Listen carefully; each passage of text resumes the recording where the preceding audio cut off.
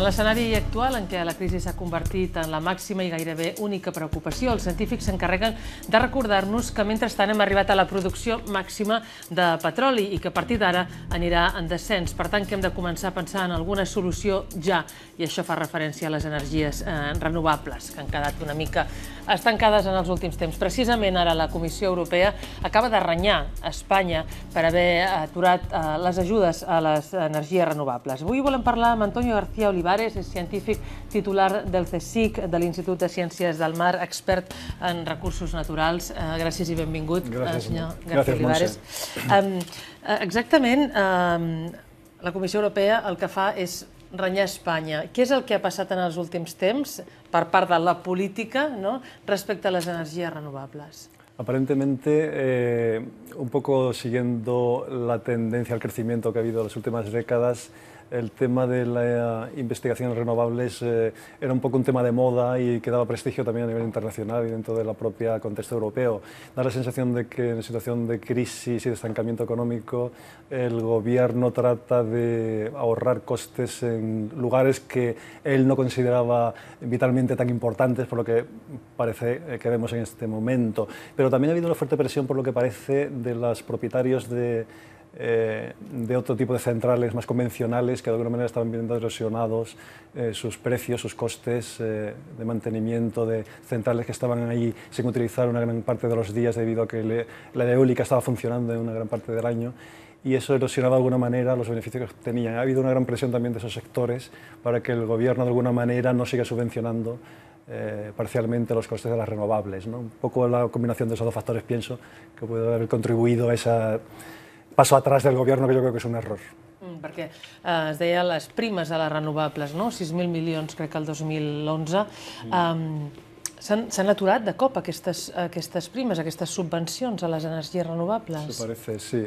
Parece ser que sí, esa intención hay, aunque yo no estoy completamente informado del último detalle político del assunto. I això és una qüestió de dretes-esquerres? Quan governa un partit de dretes, diguem que és més procliu a pensar en l'energia convencional i un d'esquerres més en les renovables, o no té res a veure amb això? A mí me da la sensación de que tanto PSOE como PP han sido hasta hace muy poco tiempo relativamente insensibles al tema energético, y solamente algunas personas muy puntuales dentro de esos partidos y también dentro de partidos como Izquierda Unida o Iniciativa Verdes, personas muy localizadas son conscientes del verdadero problema que afrontamos ahora mismo con el pico del petróleo que se está produciendo en estos momentos, el pico del petróleo convencional y las consecuencias importantes que puede tener eso en la próxima década para la economia a nivell global. Vostès han fet un estudi precisament sobre això, fa un parell de mesos que està publicat. En ell què exposen? Quin és el diagnòstic que fan de la situació? Estuvimos durante un par de años estudiando el tema de las consecuencias que podría tener la situación actual, que ya era previsible desde hace varios años, de llegada al pico del petróleo, que ya anunciaban distintas instituciones y como la Asociación Internacional para el Pico del Petróleo, y también no solamente asociaciones de estudio sobre este tema, sino también personas importantes, ejecutivos de grandes empresas petroleras. Entonces, estudiamos un poco el problema de las consecuencias que se derivarían de la llegada al pico del petróleo y nos planteamos si había alguna alternativa realmente a largo plazo y de alguna manera definitiva al agotamiento, o no agotamiento, pero al menos al declive que se va a producir los próximos años del petróleo convencional, de ese tipo de energía. Y entonces nos planteamos que una energía alternativa al petróleo tendría que cumplir como 5 condiciones principales. En primer lugar, tendría que ser renovable necesariamente, porque lo que define una energía, un combustible fósil, es que es finito. Entonces, tarde o temprano llega a un pico de producción y luego declina. Y hay estudios muy serios que hablan de que el declive de todos los combustibles fósiles agregados se producirá aproximadamente en el año 2028. A partir de ese momento, la presión de la rigidez de la oferta energética puede ser muy importante y deberíamos de tener ya preparado una alternativa a los combustibles. I falten només 16 anys per això. Es muy poco tiempo lo que falta para el 2028. Entonces, y no se está haciendo gran cosa todavía. Entonces, la solución debería de ser, en primer lugar, renovable. En segundo lugar, debería de ser capaz de producir a nivel global una parte sustancial, una fracción importante del consumo actual energético. Digamos que entre la cuarta y la mitad de lo que se está consumiendo, para que no haya un declive grande de los estándares de vida. En tercer lugar, debería de ser una energía que tuviera un retorno, una tasa de retorno energética que fuera 10:1 por lo menos. La tasa de retorno energético es un concepto que es la energía que nosotros invertimos en la producción de un sistema energético, de un sistema de producción energética. Es la relación, el cociente, entre la energía que nos va a dar ese sistema durante todo su ciclo de vida, dividido por la energía que hemos invertido nosotros en producirlo. Tiene que tener un valor suficientemente alto, porque hay evidencias antropológicas que dicen que las sociedades humanas siempre han tenido sistemas energéticos como mínimo de 10:1, 11:1. Hasta los cazadores-recolectores invertían una unidad de energía para producir 11. Es decir, que casi todos los sistemas económicos hasta ahora han tenido suficiente retorno, ¿no? Por debajo de 10:1, una sociedad compleja puede verse en peligro, ¿no? Entonces, debería tener una serie de condiciones un futuro sistema alternativo al petróleo. Esa es otra importante. Y otra también importante es, que enfatizábamos nosotros, que no depende de materiales raros ni escasos, sino que depende de materiales abundantes, para que sea escalable a nivel global. Un ejemplo de... No todas las tecnologías renovables cumplen esa condición. Un ejemplo de tecnología que no la cumple es precisamente la energía solar fotovoltaica, porque a pesar de que se habla mucho de ella, sin embargo tiene el hándicap de que se basa actualmente en los sistemas más eficientes en materiales muy extraños, y tú no puedes extender y construir 2.000 millones de paneles solares fotovoltaicos en base a arsenuro de galio, en base a indio, porque son materiales muy raros en la corteza terrestre. Entonces, sí, quizás dentro de unas décadas se resuelva ese problema y se empiecen a producir sistemas fotovoltaicos que se basen en materiales abundantes como la pirita, fósforo de zinc, el silicio amorfo sin plata, que sí que podrían entonces... pero de momento no es una solución. De momento no es una solución ahora ya funcionando y que pueda ser extendido a nivel global, ¿no? Entonces, lo que nos preguntábamos nosotros en el estudio que hacíamos era: ¿hay una solución real que esté funcionando ahora mismo, que se pueda extender a nivel global, que nos solucionara ahora mismo el problema, como una vez que el petróleo empieza a declinar? Y la conclusión que llevamos es que existe 3 tecnologías que lo hacen. Hidroelectricidad, o sea, centrales hidroeléctricas, molinos de viento, y los concentradores solares, no fotovoltaicos, sino concentradores que concentran mediante espejos el sol en tubos o bien en un punto. Los paneles solares. Pero no son paneles fotovoltaicos, no son los paneles fotovoltaicos que suelen estar en las casas, sino son grandes espejos que suelen ser o bien parabólicos o bien cilíndricos, que concentran el sol en un punto, en una línea, y eso adquiere una temperatura muy alta, permite calentar un líquido, produces la ebullición de agua y mueves una turbina, por ejemplo.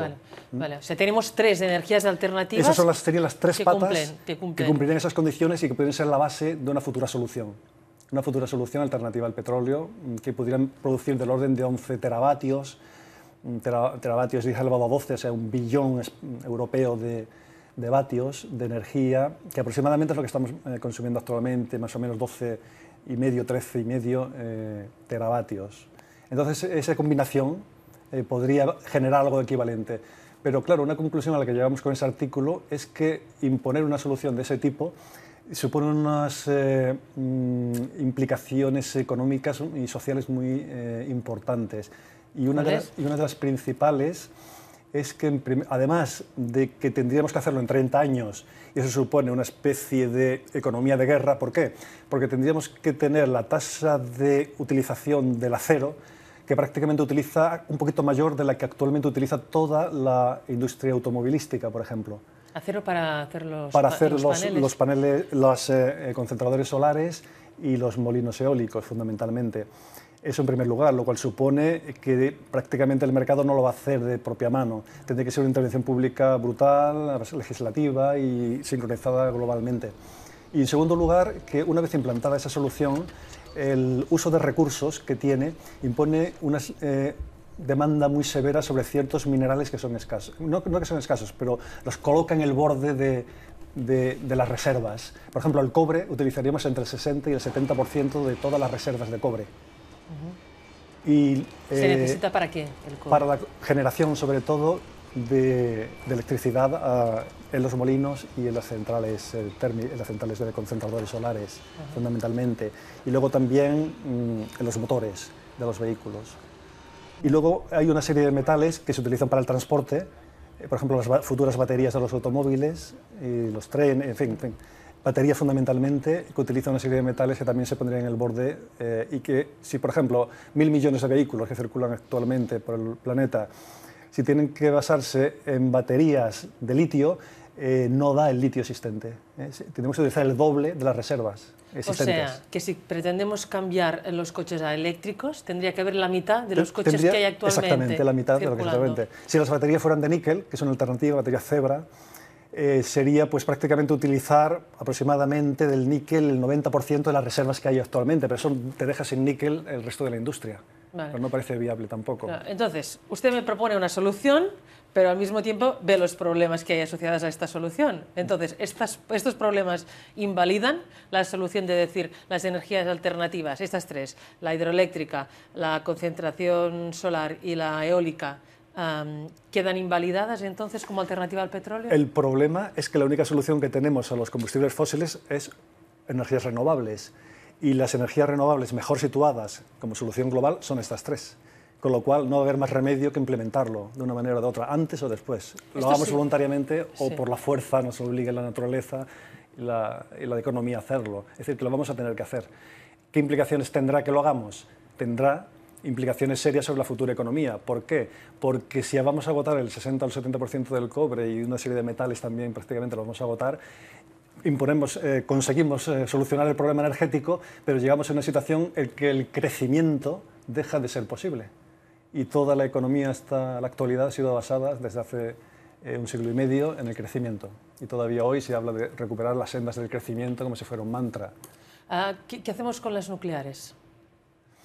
Las nucleares se han propuesto desde hace tiempo también como una posible solución. Sin embargo, hay indicios muy claros de que tienen su pico. El uranio es un material escaso en la corteza terrestre y se calcula que prácticamente en un par de décadas, 2 décadas y media, tendrá el pico de producción como máximo. Y eso a las tasas de uso actual de uranio. Si incrementáramos su uso para solucionar el problema con uranio, con centrales nucleares, este periodo se volvería muchísimo más breve y tendremos el pico del uranio muchísimo antes, con lo cual no es una solución tampoco. Entra en todo el grupo de los combustibles, por así llamarlos combustibles fósiles. Vale. Estos son finitos, ¿no? Claro. Alemania en el 2011 decidió dejar la producción de energía a través de las centrales nucleares, abandonar las nucleares, y se puso como meta el 2022, para prescindir de las nucleares y pasar el 80% de su producción a energías renovables. ¿Qué está haciendo ahora ya Alemania para conseguir y llegar a esta meta? Es uno de los principales promotores del programa Desertec, que es un programa muy ambicioso que relaciona como a 12 partners industriales, liderado por el gobierno alemán y con el Acuerdo de Países del Magreb, para convertir el desierto del Sahara en proveedor de energía, uno de los principales proveedores de energía de toda Europa. Entonces, de alguna manera, va en la línea de la solución que estamos proponiendo nosotros aquí a nivel de investigación. España debería de apuntarse al carro, porque si hay una posible fuente a largo plazo duradera y con futuro de yacimiento económico, digamos, nuevo y verde, sería estas dos grandes energías en las que España es además líder, que son la eólica y los concentradores solares. España es primera potencia en las dos energías. Y el gobierno debería de prestar atención a este capital del que ya partimos para fomentarlo y para ayudarlo a desarrollarse, ¿no? Siguiendo un poco la estela de Alemania. Este proyecto que usted decía de Desertec, lo que va a hacer es poner concentradores solares, se llama así, sobre 6.000... concentradores solares y también fotovoltaicas sobre una gran parte... 6.000 kilómetros cuadrados de desierto. Sí, una gran parte, una cierta fracción de superficie del desierto del Sáhara. Aún así no es una superficie digamos, no es la mitad del desierto, sería del orden del 5% del desierto, del 7% del desierto, ese tipo de superficie, ¿no? Pero acabaremos... Eso en el supuesto de que quieras producir tasas de energía como las que necesitamos para sustituir al petróleo. Si se propone una meta no tan ambiciosa, que es lo que hasta ahora se han propuesto el gobierno alemán, es mucho menos, ¿no?, de momento. Porque ustedes hablan también de plantas eólicas marinas y submarinas, ¿no?, con las olas. O sea, que al final uno se ve los problemas que hay para poner plantas de estas en cualquier pueblo, unos cuantos molinos de viento, imaginarse pues extensiones cubiertas, lo que va a significar de problemas, porque nadie quiere verlos, ¿no?, de hacer el paisaje, etcétera, ¿no? Sí, pero son sobre todo problemas más estéticos que otra cosa, ¿no? Prácticamente se ha investigado también la repercusión ecológica que tiene sobre muerte de aves, y las aves, por lo que se ha comprobado, son irracionales, pero no son tontas. Es decir, que esquivan las aspas de los molinos sistemáticamente. Hay una mortandad del 0,1%, una cosa así, más baja incluso, de aves debido a la presencia de molinos eólicos en los grandes parques. Eso lo han estudiado los daneses mucho en sus grandes parques eólicos. Es decir, que es un problema más paisajístico que otra cosa, pero yo creo que nos vamos a tener que acostumbrar a eso, porque el problema energético es mucho más grave que meramente estético, y tarde o temprano la gente se va a dar cuenta cuando empiece a haber inflación, cuando empieza a haber presión a la baja de los estándares de vida, de que la energía era enormemente importante y nos hemos acostumbrado a una mentalidad de nuevos ricos. Energía siempre creciente, exponencialmente creciente e inagotable, ¿no?, cosa que ha dejado de ser así. Claro. Tendremos, ustedes hablan en el estudio, en el informe, de cambiar la mentalidad, ¿no? ¿Cómo es el escenario que usted se imagina para dentro de 20, 30 años? ¿Cómo viviremos? Yo pienso que podemos ser una sociedad próspera sin crecimiento. Lo que pasa es que hay que cambiar el modelo. Una sociedad estacionaria no es una sociedad como el capitalismo está acostumbrado a prever hasta este momento. Es un tipo de modelo diferente. Mucha gente habla de prosperidad sin crecimiento y hay gente que habla incluso de un cierto decrecimiento. Yo confío en que se pueda llegar a una sociedad estacionaria, pero hay tal necesidad de inversión en tan poco tiempo, en 30 años, y tal cantidad de recursos invertidos en tan poco tiempo, que yo creo que va a ser difícil conseguirlo, porque no se ha empezado a hacer, sobre todo, ¿no?, y hay tiempo muy limitado, ¿no? Entonces, algo de crecimiento puede haber. Sin embargo, hemos vivido muy bien con un poco menos de energía. En los años 80 se vivía muy bien y se consumía bastante porcentaje de energía menos que actualmente. Entonces se puede vivir también bastante bien con un poco menos de energía, y hay estudios que hablan de que se podría ahorrar incluso un 30% de todo el coste energético con medidas muy sencillas de ahorro energético en los hogares, climatización de los edificios, calentamiento solar pasivo, etcétera, ¿no?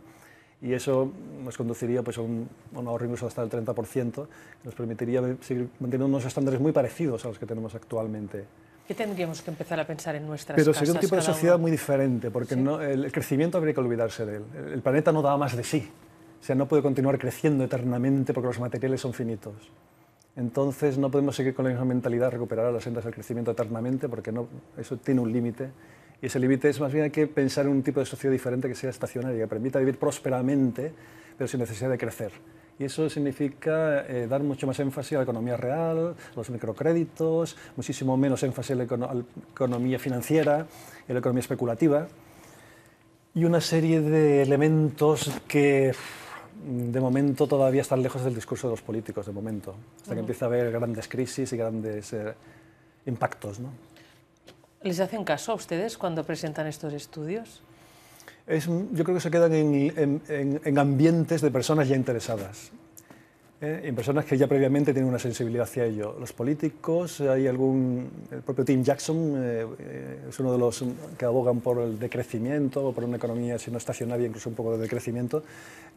Intentó, mediante un informe al gobierno británico, el influir sobre el gobierno británico para conseguir algún impacto político, y lo que hizo el gobierno británico al principio lo leyó y lo archivó directamente y no lo utilizó. Es decir, los políticos suelen tenerle miedo a todo lo que hable de dejar de crecer, porque eso es un poco impopular, y todo hasta ahora se ha basado en el crecimiento, hasta el consenso social de las clases trabajadoras, ¿no? Se basa en una cierta pequeña redistribución si hay crecimiento, si no lo hay, deja de haberla, con lo cual desde la izquierda hasta la derecha todos están de acuerdo en que el crecimiento es básico, ¿no? Pero es que no, el planeta no da más de sí, ha crecido ya 2 siglos, ha crecido muchísimo, y llega un momento en que quiere descansar. Usted ha dicho antes, España es líder en estas tecnologías renovables, pero se quejan mucho. Por ejemplo, los productores de electricidad a partir de la energía eólica se están quejando de la falta de ayudas e incluso amenazan con irse a otros proyectos. ¿Qué está pasando ahora falta de sensibilidad en política, España? Falta de sensibilidad política. Es que deben de darse cuenta de que realmente el problema es serio y que España está muy bien situada para vender al resto del mundo soluciones que ha empezado a implementar a nivel experimental, a nivel ya de prototipo, en muchos lugares del sur de España. Almería, Granada, hay muchos lugares, Andasol, en fin. Y no se dan cuenta porque piensan que el problema no es tan grave, siguen con el mismo discurso de la economía clásica, los economistas clásicos que parece que han estudiado las mismas universidades y utilizan el mismo discurso unos a los otros, ¿no? Y no salen de él. Y ellos están también influidos por ese discurso, ¿no? De que la economía al final nos resolverá el problema, la innovación tecnológica. Pero también hay que tener en cuenta que la innovación tecnológica ha ido ligada hasta ahora a unas tasas de consumo energéticos exponencialmente crecientes. En el momento que deja de verlo, está por ver si esa innovación tecnológica va a seguir los mismos ritmos, sin esas inversiones que nos hemos permitido hasta ahora, etcétera, ¿no? La crisis era la oportunidad, ¿no?, para ese parón. Ahora mismo es una oportunidad para cambiar de modelo y deberían de darse cuenta de eso, de que es una oportunidad única para cambiar de modelo y empezar ahora, ¿no? Ya, tenemos que empezar ya, mismo, ¿no? Sí, porque el tiempo no corre a nuestro favor, ¿no? Muchísimas gracias por habernos expuesto y explicado también. Gracias a vosotros. Tengan suerte, que les oigan, que les escuchen. Yo lo espero y lo antes posible. Gracias. Gracias. Hasta otra.